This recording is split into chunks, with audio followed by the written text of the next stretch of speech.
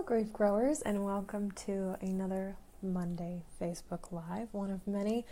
This week we're going to be talking about a topic that we talked about on the podcast this week because we received a listener question about how children cope with grief at different ages.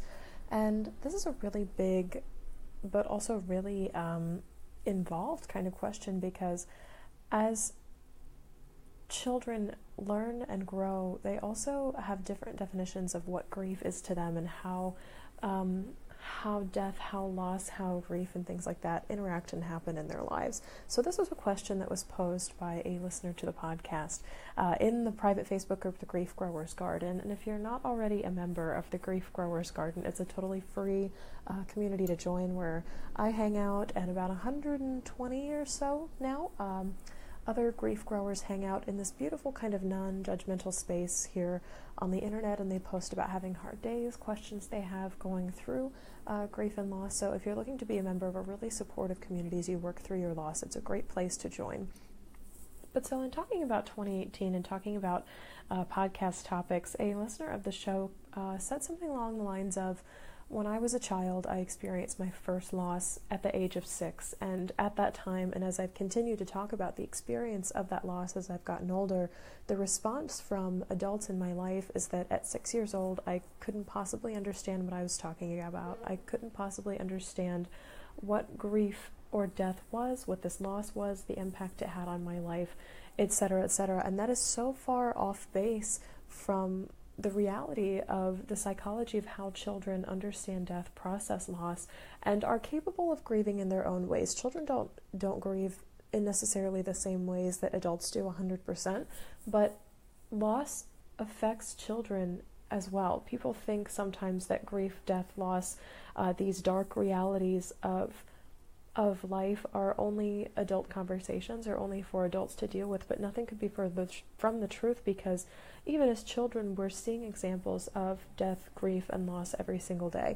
And so for this podcast, I actually had to pull in from outside resources. The concept of grief in children, death and loss is something that I studied a little bit in college when I did my psychology major, but I know there are people in the United States that have done extensive research on this and actually do offer resources for grieving children and their families. And so I actually pulled up an article that I mentioned in my podcast, and this is from the Dougy Center for Grieving Children, and you can see I've got like my little highlights and like my notes all over this, and they basically take you through ages 2 to ages 18 and talk about at different stages of childhood development how children respond to, how they process, how they view death. And they kind of they put it in a framework of just explicitly dealing with death, but this can apply to other losses or major changes as well, such as like a divorce, a diagnosis, or a major move, which are things that can all happen in a child's life. And when they say child, they're kind of defining between 2 and 18, between like first initial comprehension and interaction with adults, and then to 18, which they consider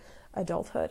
So I'll kind of like run through some developmental stages here and then kind of give you some big takeaways to remember as you're looking at childhood responses to death, loss, grief, other major changes in life. So from ages 2 to 4, grief is kind of like this mind-blowing topic that they haven't got a grasp on yet. The concept of death kind of evades or eludes them, especially if it has never come up in conversation. If you've never had a conversation with your child of, you know, seeing a dead squirrel on the street and being like, that animal is dead, it's no longer breathing, its eyes are closed, or if a pet has not died yet, or things like that, death is kind of this new foreign concept that they want to know a lot about. So if someone in your family has died and your 2 to 4 year old, your toddler, is facing this for the first time, they're going to have a lot of questions about what death means. They're going to struggle with the permanence of loss and think that a parent might come back, or they might see a neighbor again, or the teacher will return from a long trip. So the concept of death as permanent has not really struck them yet, A, because it's a new concept, and B, because they're not really sure what death is yet. The definition hasn't quite hit them. And the other thing that you want to keep in mind with ages 2 and 4 is they most often express their behaviors or their opinions or their thoughts about death and loss through behaviors and through play.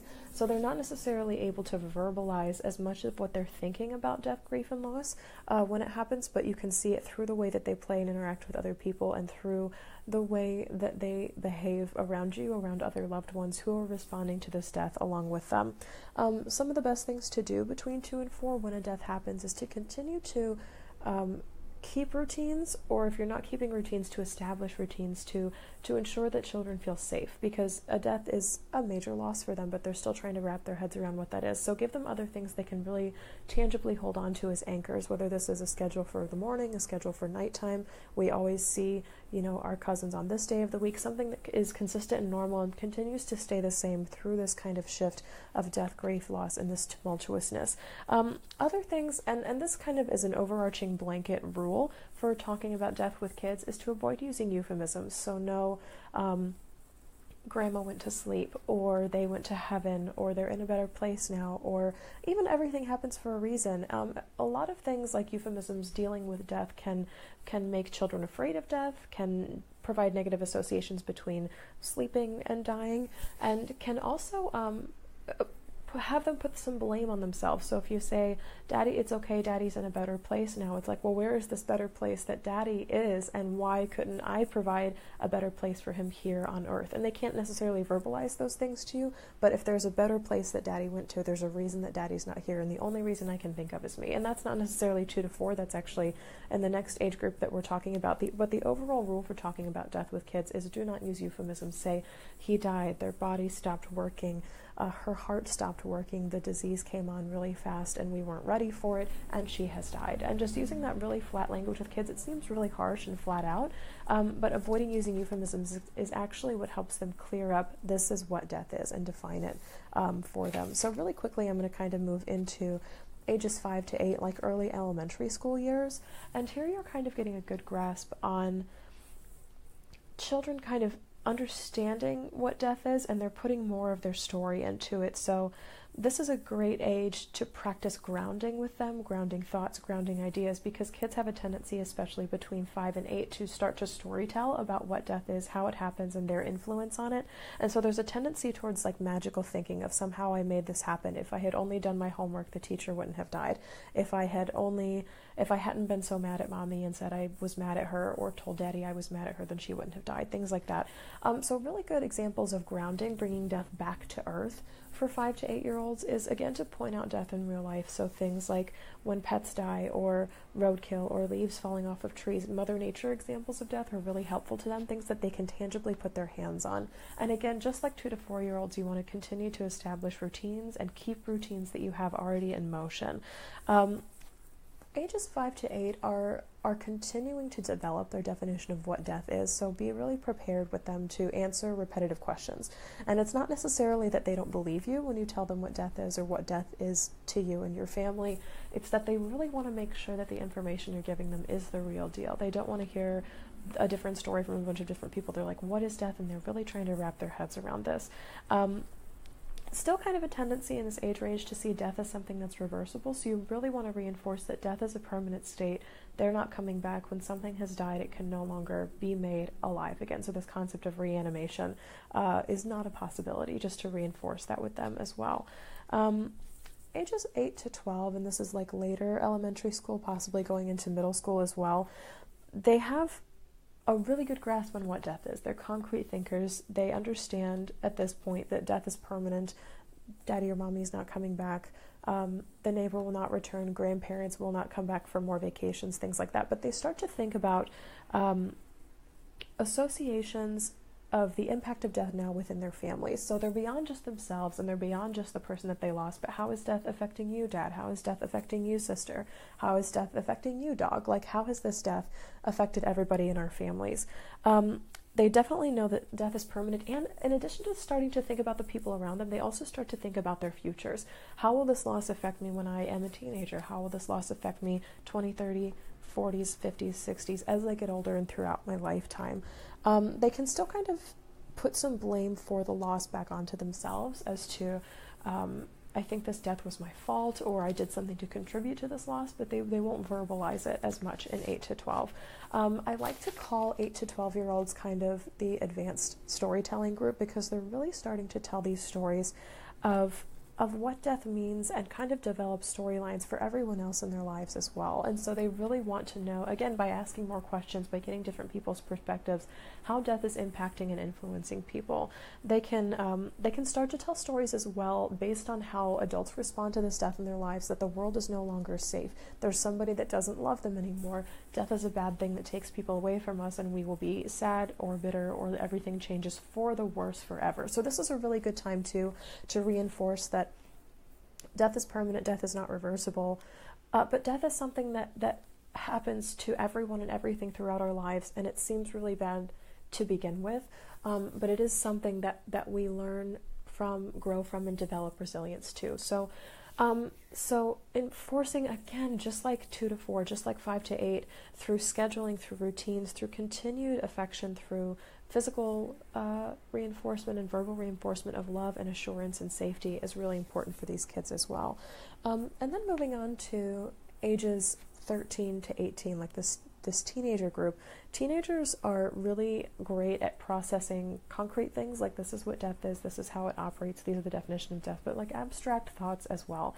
So things like symbolism, things like kind of like I like to view these as like storytellers, but they're experimental. So not only are they looking for concrete definitions to their stories, but they're also looking for kind of like, how far can I push this? How far does it go? How much can I feel? How little can I feel? And because of hormones, because of puberty, because of tons of other things that happen in teenage years, in addition to being in school, developing more relationships with peers, starting to learn the difference between friendship and romantic relationships and all these other things that teenagers are kind of ebbing and flowing in. There's a lot of extremes here. So there's a tendency to say, like, I was so angry at her, I wish she died, this whole thing is my fault, to I wish I was dead too, to man, this is really a relief, we saw her suffer for so long. And all these things can be verbalized, all these things can be written down, all these things can be expressed in the course of like 2 minutes. And a lot of people are alarmed by like the deep fluctuations in teenage emotions, but I like to again view this as like an experimental storyteller of, especially with the emotions of grief, is things are going to come in really high and things are going to come in really low, and they're just in this process. I mean, like we all are, as they develop into adulthood, of trying on emotions, seeing what that feels like for them. And there's a tendency here too, and the Ducky Center notes this, that there's a tendency here to tend toward possible self-injury, self-harm, in which case you'd want to reach out to a trained counselor or somebody who can deal with kind of taking all these mind circle-y thoughts that we talk about so often in grief and giving them a place to go, as opposed to re-injuring ourselves literally or figuratively over and over and over again with the pain of this loss. And this is something that can occur anywhere between like 8 and 18, but really especially in this teenage group as well, as they're telling themselves these huge abstract stories and feeling through these really big emotions, and then feeling no emotions at all, these really big extremes of what it's like to start trying on the full spectrum of human emotions again. Hello, good evening, 8 p.m. from the Netherlands. So good to see you. I'm so glad you're here. And I'm so glad to see all you podcast listeners here. And for what it's worth, I'm going to put a link to the podcast episode where I go really in depth about this Dougie Center study from ages 2 to 18 of how grievers in childhood deal with and process grief. But I wanted to also put in a link to this PDF. I actually remember looking at this when I was studying psychology in college, and it's updated every single year with information from the Dougie Center on grieving children. And this is their research over years and years and years and years and years of helping grieving children and their families process loss of parents, of neighbors, of grandparents, of pets, of anything that they could possibly lose. And it's really, really fascinating to know that, like our listener kind of suspected, she knew more about death at the age of 6 than people were letting on, and children do grieve. And just another quick resource I want to offer all of you today is this book. I know the text is backwards because of the Facebook Live, but it's called When Children Grieve. And this is something that's put out by the Grief Recovery Institute, which is a institute out in California that's been studying grief since about the 1980s or so. And this is more of an action plan. This is more of a study. This article here is more of a study, and this is more of an action plan. So if you have a grieving child in your life, this book is really, really helpful for starting to open up those doors of communication and conversation. Maybe children who won't speak about the loss, or children who feel they need to keep themselves busy to deal with the loss, or children who have started picking up new behaviors like eating or not sleeping, or wearing a different type of clothing, or kind of behavioral changes that you're not really sure how to address. This is a really great place to start, because this is a book not for kids who are grieving, but for adults who are helping kids through that process of grief, and it's called When Children Grieve, and I'll put a link to that as well. Yeah, there's a lot to unpack here, and I'm kind of just sitting with everything I brought to the Facebook Live today of grief ages 2 through 18, and kind of a quick rundown there. But if you're looking for a lot more information on this, I really strongly urge you to listen to this week's episode of the podcast, which is called From Why Me to a Why to Live For, and this is with Harriet Cabelli, whose daughter was actually diagnosed with neurological deficits at age 9 months, and so her other daughter that Harriet already had to deal with this grief of the diagnosis as well, but so did Harriet, and they have been dealing with the grief of a permanent diagnosis through her entire lifetime. And so this is a really cool tie-in with that listener question this week. But yeah, that's all I have for you. Kids grieve, and there's so much information here, but the biggest takeaways is that we need to keep grief in open conversation with our children. We need to acknowledge that when people in our lives die and there are children present, that they are going to have some of the same emotions, some of the same reactions, and some of the same perceptions that we do, but then they have a whole other story that they're telling themselves that may be totally opposite, that we can help them with, that we can help them unpack, that we can help them process in their own ways, which is really cool and really phenomenal. But we just need to make that acknowledgement that kids don't process death, loss, grief the same way that adults do, because of their mental, physical, emotional development, and just because they just don't know yet. They don't know of this reality of death, and it's really our job as adults in their lives to start to teach them about what death is, remind them that death is permanent, to not use euphemisms with them, but also use death as an opening opportunity to reestablish stability in their lives, reestablish ourselves as places of refuge, of comfort, of non-judgmental support to whatever thoughts are running through their minds. If they've thought it, chances are we've thought it too, whether it was as kids or even as adults right now. And just providing these spaces of open and loving continued comfort through these losses, and to not separate ourselves by perpetuating these myths about grief, but to bring ourselves closer together with our children as we grieve with them. So again, for more information, head on over to shelbyforcynthia.com and listen to this week's podcast episode with Harriet Cabelli, where the first 20 minutes is talking all about children and grief together, or pick up a copy of When Children Grieve, which is from the Grief Recovery Institute. As always, I am sending all of my light and my love your way. Thank you so much for joining me this afternoon. Bye.